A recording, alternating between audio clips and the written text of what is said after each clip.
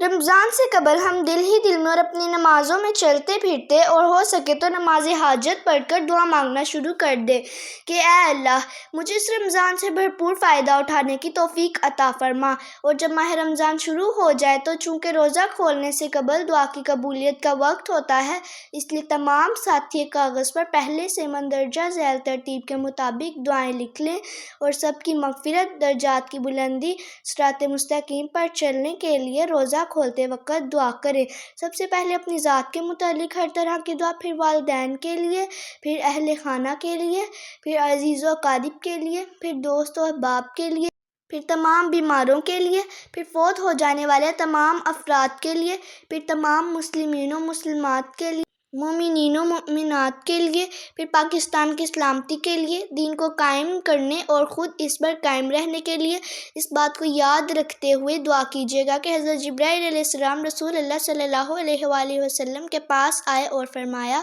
اس آدمی کے لیے ہلاکت ہے جس نے رمضان کا مہینہ پایا اور اپنے گناہوں کی بخشش اور معافی حاصل نہ کر سکا۔ اور آپ نے اس کے جواب میں آمین کہی۔ اعتکاف میں تو دعاؤں کا بہت ہی اہتمام رکھیے گا۔